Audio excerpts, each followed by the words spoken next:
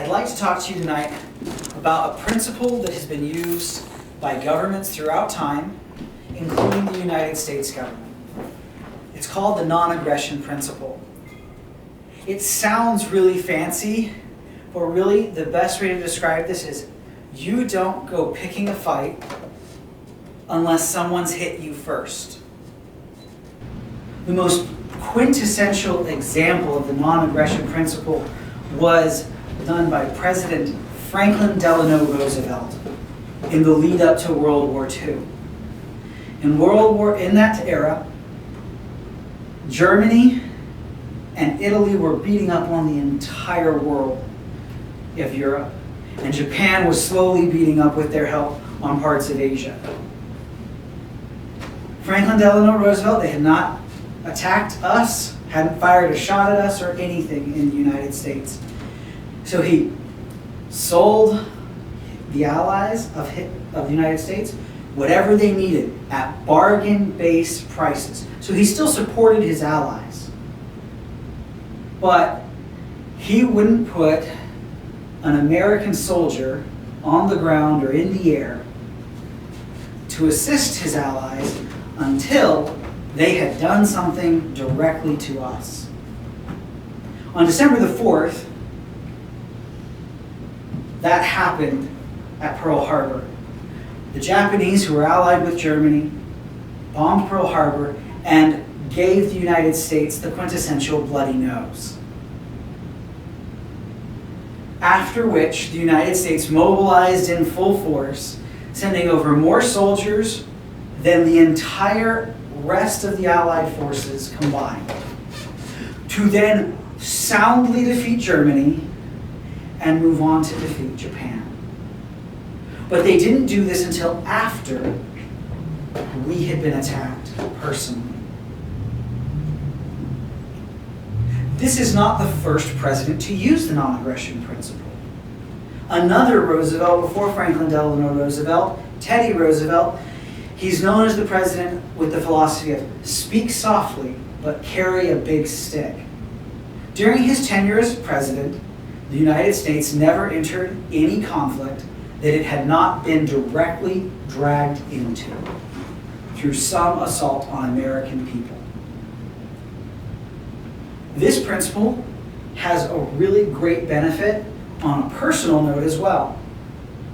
If you apply it in your small sphere of influence, you get the perk of people don't see you as a bully. Because the bully is the guy who goes and picks fights. Well, if you don't ever pick the fight, even if you win them all, you're not the bully, and no one sees you that way. Because they always see that you took the first hit. So, the non-aggression principle is something that can be applied on the small scale in our individual lives that will help us make friends and create great bonds and relationships, like I talked about last week through tabletop gaming. But when we apply it on the macro scale, it does help a country to continue having allies, possibly build new ones. But the one benefit that it has over the rest is it doesn't require you to constantly be spending money on war. We all talk about, no matter what side of the aisle you're on, how much money the United States spends on everything. And one of the biggest things that we spend money on is the war machine. I work for the U.S. Army, so I'm part of that money getting spent on the war machine. But another key piece of being able to have a non-aggression principle as a country is you have to be prepared that as soon as you get a bloody nose, to stand up and beat them. Because if you don't win, people will then just push you around. So it's this very fine line where you have to have a quality defense, either in your personal life or at the macro government scale. You have to know what you're doing and be trained. But that doesn't mean that you're going to go look for that next person to beat up on. That next person that you want to make sure doesn't become aggressive, so you're going to beat them up first. I grew up in rural North Carolina, where the bully on the playground wasn't the guy who took down the bully. It was generally the one whoever started it all. even if the guy who took down the bully did it before the bully started having problems. That's the way the non-aggression principle works. It allows you to also be, because you have the freer spending in your personal life or with your reputation, to be munificent in your giving of your resources because you have them at that time of need. Mr. Toastmaster. Thomas.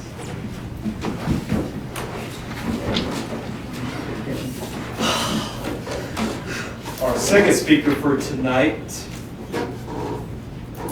has been a Toastmaster, I would say 9 to 10 months, or 6, 7 months, 8 months. But he's already on his 6th speech. Vocal variety. And what is the title of your speech?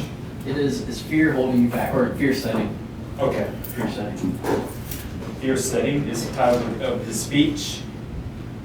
So our second speaker for tonight is Cody.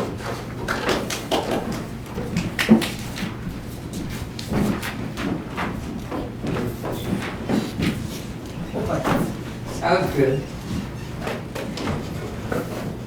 What keeps most people from ever trying something new? What is the one thing that causes people to live a life of regret because they never accomplished their dreams? This thief that robs the aspirations of even the most gifted and talented people is fear. But tonight I'm going to talk about a principle, fear setting, that will enable you to uncover the roadblocks and help you get over them. I didn't come up with fear setting myself, I actually read about it in Tim Ferriss's newest book, Tools of Titans. So think about a task that you repeatedly put off. This task has been on your to-do list for a long time, and you keep carrying it over from month to month. Or take a look at a dream or goal that you consistently have. It pops up in your New Year's resolution, you think about it for a little while, and then it drops off, but it continues to appear. So these are a few good areas to look into when trying to determine what dreams or tasks might have some underlying fear related to them. Now I'm talking about deep phobias here, more or less the fears of accomplishing your goals. So if you look closely at these tasks or dreams, you might see things like uncertainty. If I accomplish this or I attempt it, there might be some uncertainty or a risk of failure. You know, what if I attempt this and it doesn't work out and I fail? So now that you've brought the fears to the surface, and you've determined why you're afraid of going forward with these tasks, you need to think about what is the worst thing that could happen to me if I attempt this? What's the worst case scenario, if you will? I'm going to use my life as an example. Recently, I wanted to accomplish the goal of expanding my network and also becoming more munificent and giving back to the community. So I decided that I could kill 2 birds with 1 stone and join a civic club. So I decided that I want to join Rotary. So I put it on my to-do list, and weeks went by, weeks turned into months, and I still kept carrying join Rotary on my to-do list. Eventually I just got tired of writing it, and I went ahead and joined. But if I would have known about the fear setting technique, I could have used it to analyze this. I was just something important to me, kept reappearing in something I wanted to do. And if I look closely at it, I'm somewhat of an introvert, and so the getting out of my comfort zone, meeting new people, that's some underlying fear there. Also, just disrupting my routine. I would have to go during my lunch break, and it's a little bit uncomfortable. Also, if I were to think about what's the worst case scenario, I would discover that really nothing that bad would happen to me. I might show up, no one talks to me, I eat a good lunch, and I go back to work. Didn't die or get hurt. Not that scary once you kind of break down the worst possible scenario. I might have, instead of waiting months, joined Rotary within a few weeks, maybe. I'm not sure. So that's the second step. The final step for the fear setting process is if the worst case scenario were to materialize, how would you get back on your feet? to kind of reverse engineer the situation. Think about someone that maybe wants to quit his job and take a year sabbatical and travel the world. A lot of uncertainty with going forward with something like this. But I want to take a look at after the trip. The fear of coming back, you're out of money, you can't find a job, you can't find the work that you're doing in the past, and maybe you become somewhat homeless. So with this fear, if you think about coming back and you don't have any money, how would you get back on your feet? Well, maybe you could call up your family members and friends, hey, can I stay at your place for a while? Take a job that maybe is not that admirable, such as something that you maybe not want to do, but you can find work and buy some time. And eventually, if you put out enough applications, you try hard enough for a long period of time, you'll be able to get a job. Maybe it's not what you were making before, and maybe it's in a place where you don't want to live, but it's just a little bit uncomfortable, not detrimental to your life. You're not going to be banished from society. So if you look at the worst case scenario, how you get back, and then look at the great benefits of taking the risk. Being able to travel the world for an entire year, not a lot of people get to do that. Some of the wealthiest people in the world never get to do that. So the benefit greatly outweighs the negative effect of being a little uncomfortable when you got back. And that might not even happen. You might be fine. So going through this process, I think will enable you to tackle things that you might not have attempted in the past. So the main goal of this speech, main purpose, is I want you to analyze your goals and dreams. Think about things that you keep putting off. What is the underlying fear? Is there any fear associated with that? What's the worst thing that could happen to you if you were to attempt these? And then how would you get back on your feet? And I think if you approach life using the fear setting method, you'll be able to accomplish a lot more things that you maybe not thought were possible. Mr. Toastmaster. All right, thank you there, Cody.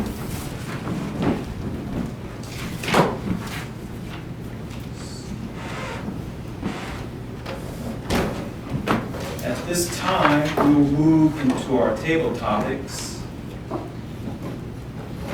And our table topics master for tonight will be Lawrence.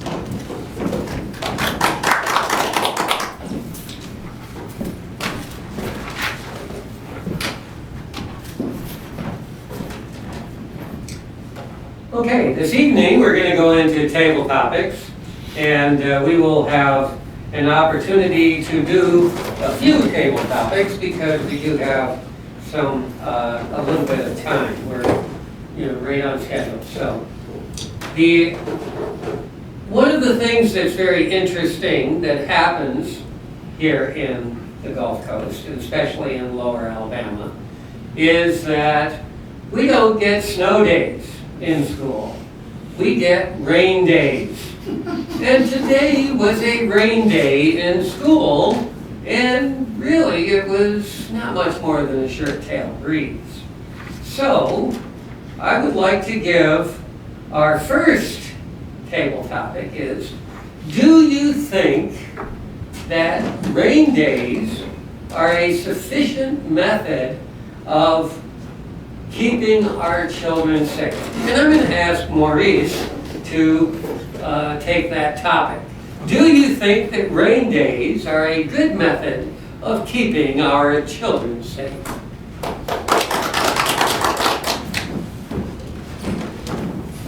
Fellow Toastmasters and honored guests, the question is, do I think that rain days are a method to keep children safe? As in, keep them home from school during a severe rain event? I would say yes in the case of a severe thunderstorm warning rain event that can possibly turn into a hurricane or tornadic activity, flash flooding like today.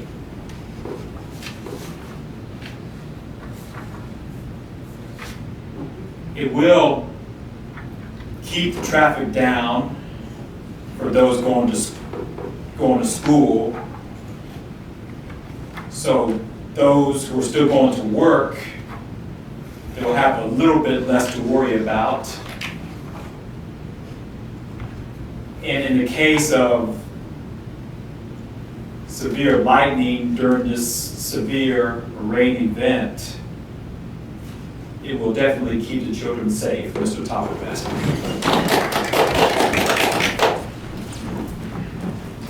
Ms. Michelle, would you like to have a table topic? It's your choice. You could say yes or no. I guess I don't know. It depends what you're gonna ask. That's the secret, right there. Okay. Okay. Michelle, I would like to ask you to do a table topic on what is the simplest truth that you would like to share with the world. What is the simplest truth that you would like to share with the world?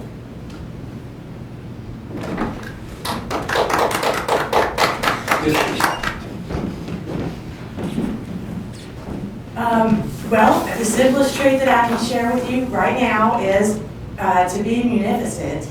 I have learned that if you are generous with your time and attention and what you know and help folks in any way you can, whether that's with $1 because that's all you have or something that you see you could give them a hand with, then generally people are pretty helpful with you. And you can, I've learned that's how I try to be, and I've learned I'm always okay. I've had a lot of times in my life where I really didn't have enough money, and I've never been homeless. I've always had everything I need.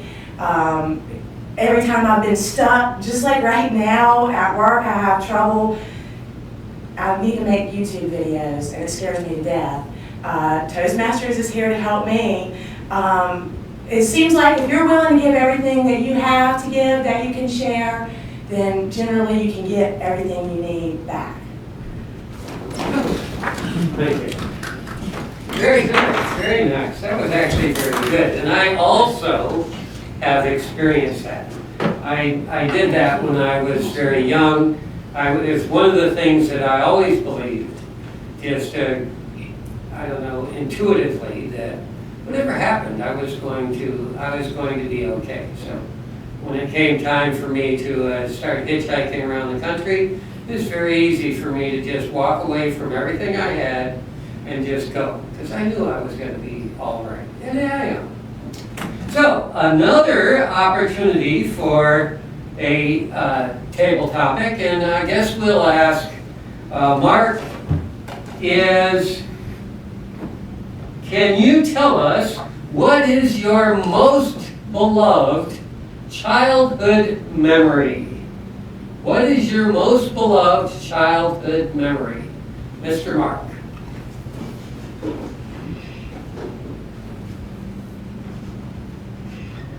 I think my most beloved childhood memory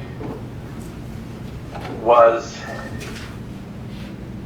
the time spent on Norris Lake in Tennessee.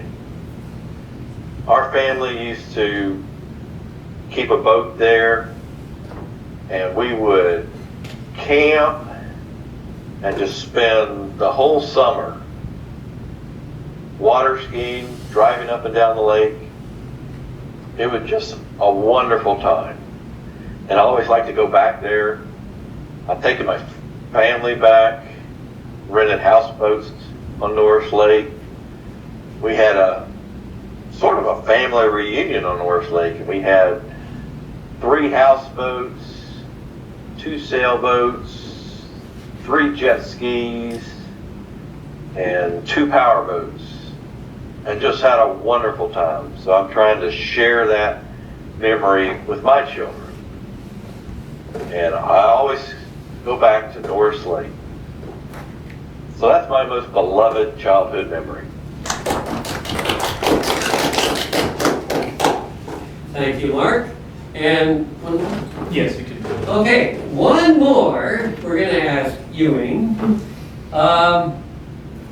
Is there such a thing as being perfect? Is there such a thing as being perfect?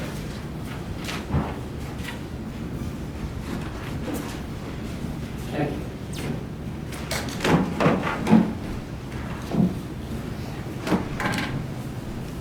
Something's perfect.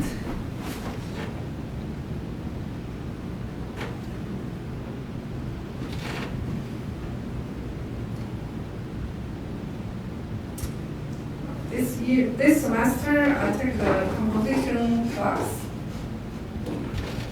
At first, I think it should be very hard for me. But I would like to make a great score, like no below to the B. And so far, I already have the two meaning is 3 is. So far, I think I'm doing a good job. Because my score is okay with A-. And also, every AC I got about the lowest one is 85. Most of them is over 90. So that's, for me, is a perfect. Thank you.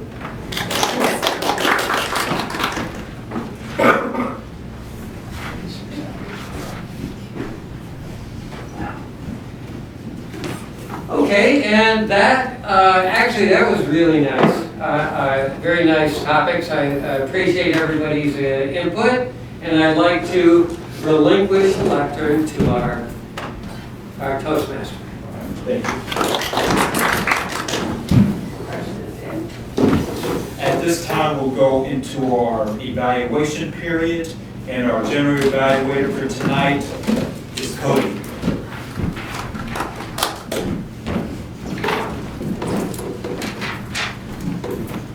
General report for tonight. We had a 5-minute recess. We needed to go over some role changes. Luckily, we were able to fill all the roles with the small number of people we had. The meeting went pretty smooth, despite not having a full set of roles for each individual person.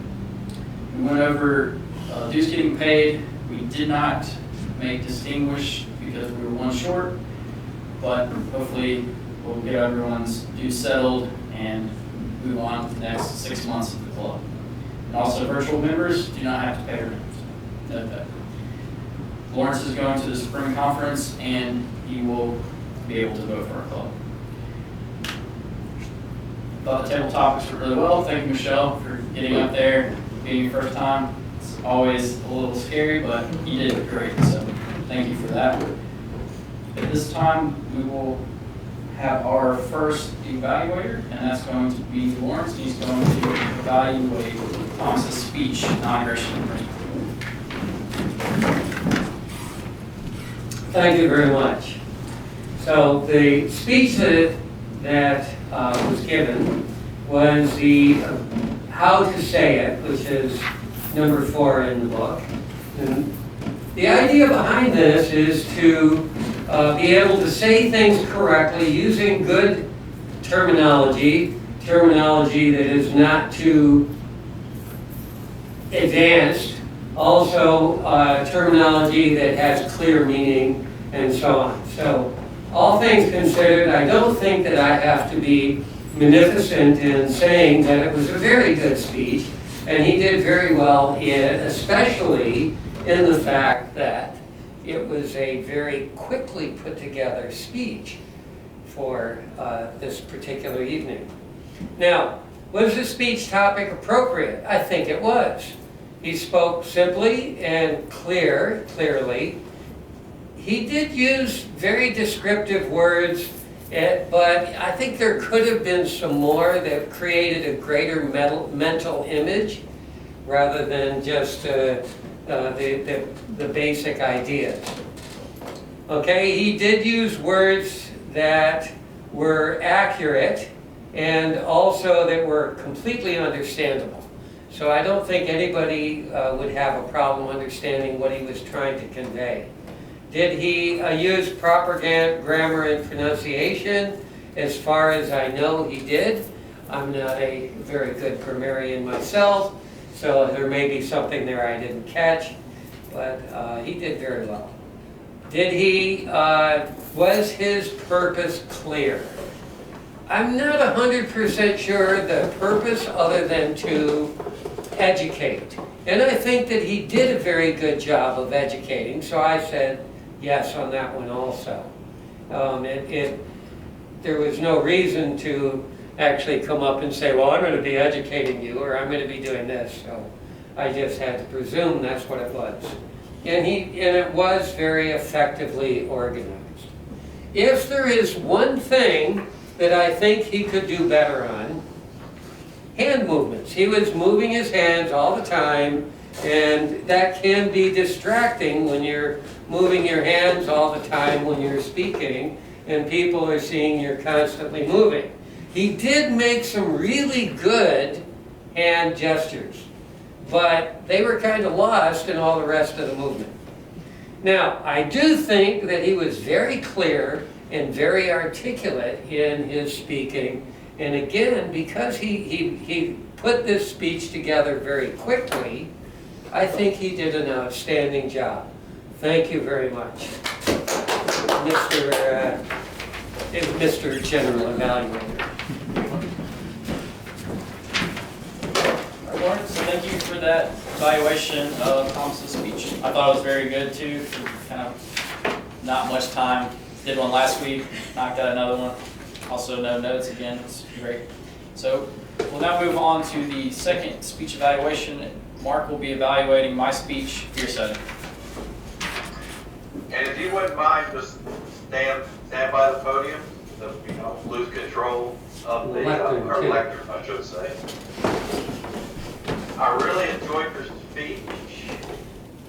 I've got a list of questions that I'm supposed to answer for this particular one, which is vocal variety. The first is topic selection.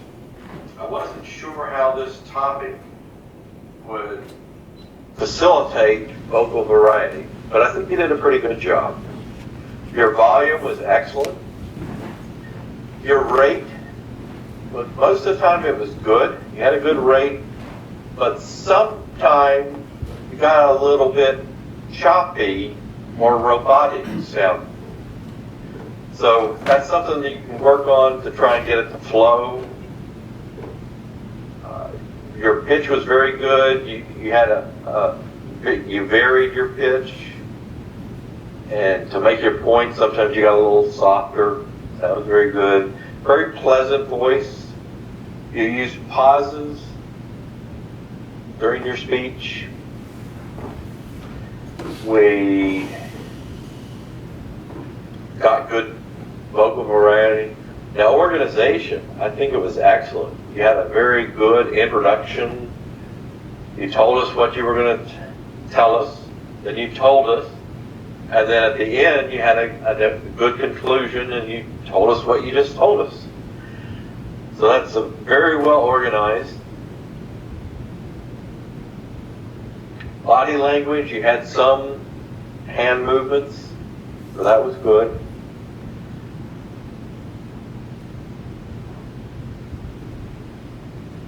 I liked how you brought the audience in. You started by asking questions on how they feel about things, and then you asked us to imagine what it would be like to travel the world, the benefits of traveling the world, and how sad it would be, how many regrets we would have if you had the opportunity to travel the world, but you let your fears convince you that you shouldn't take that chance. So I thought it was a very good speech. Looking forward to your next one. Thank you, Mark, for that speech evaluation. Now we will have timer's report from you, Ian. The speaker is 5 minutes 32 seconds. Second speaker, Cody, 5 minutes 48 seconds.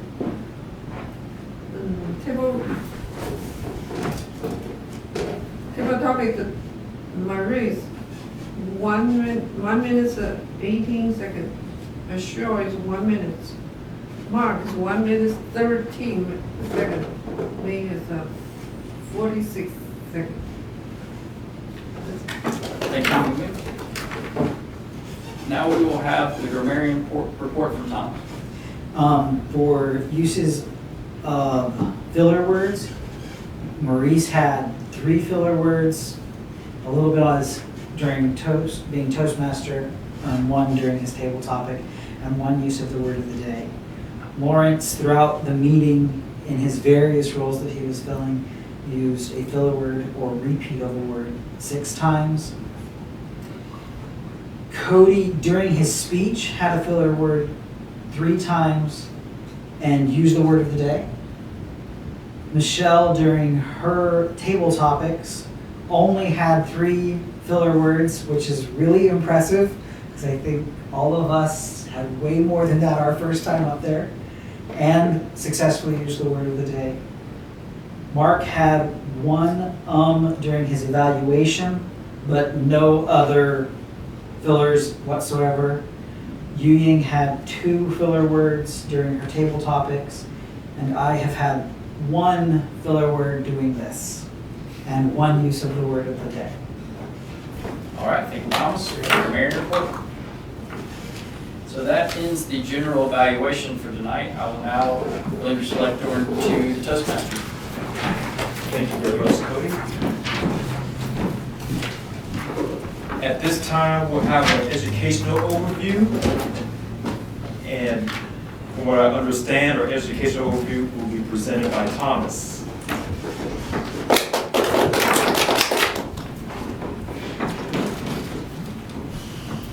So, our educational overview this week is about the word of the day.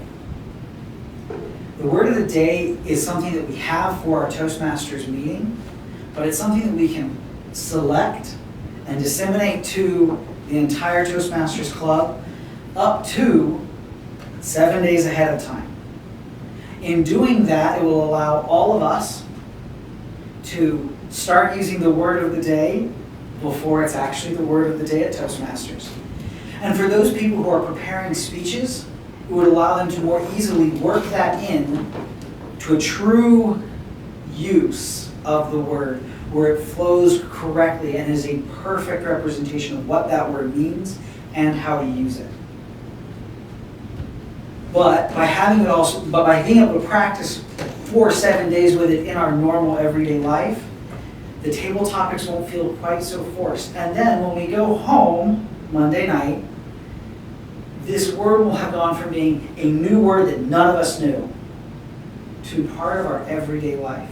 A word that we can actually start using as a larger vocabulary to more accurately describe the things around us.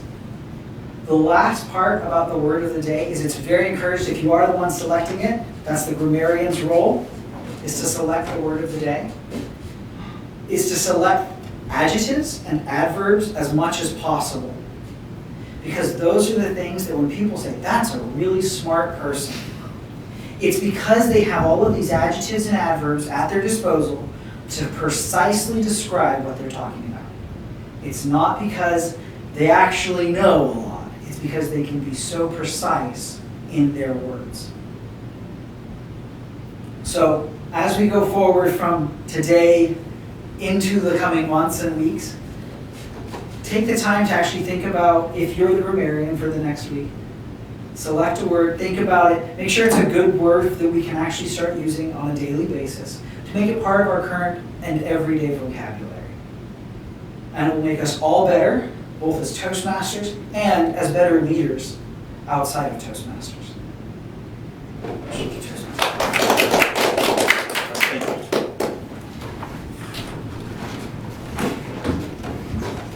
At this time, I will relinquish the lectern back to the president. Thank you. Vice President of Education, do you have an agenda for next week? Yes, I do.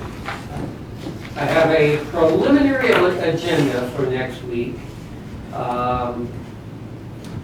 It takes me 1 second to pull it up, but I don't have much in the line of speakers next week. So we do have to look at that. Oh, there it is. Okay. We don't have a speaker lined up. Is anybody that wants to do a speech other than Thomas? I'm not gonna be here next week, actually, or the next one. Okay. I'll put my name in. I gotta start doing some more of my advanced communication Okay. material. So Maurice will do one. And actually, I've tentatively put myself in.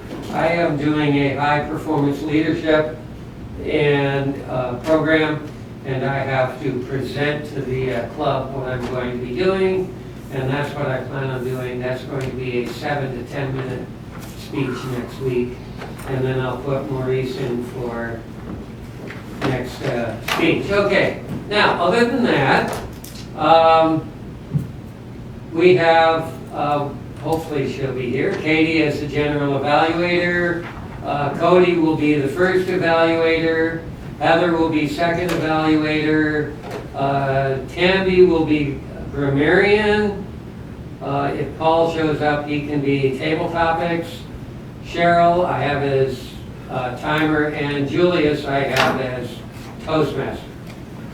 Okay, thank you. And that's all flexible. I will send out emails to have people work their way into what they would like to do next week. Thank you.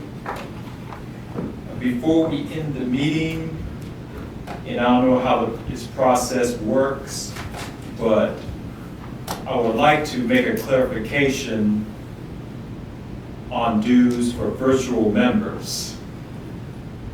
And my clarification is they have to be an established member whose work doesn't permit them to be in the area every Oh, I'm week. fine with that. Right.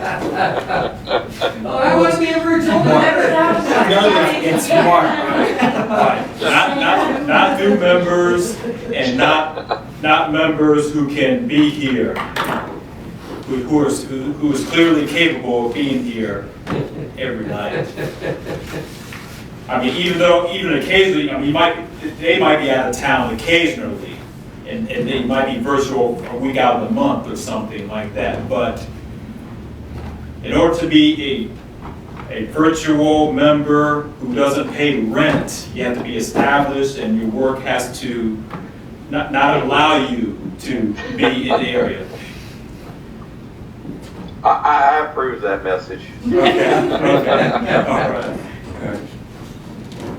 And I will remember to put that in the email and send it off to everyone. Yes, awesome. Good. If there is nothing else, it is 7:41 p.m. This meeting is adjourned. So, Michelle, did you get my email about Easy Speak? Is that the system you sent me? So we just want to do it as one check, right? Yeah, one check. Yes.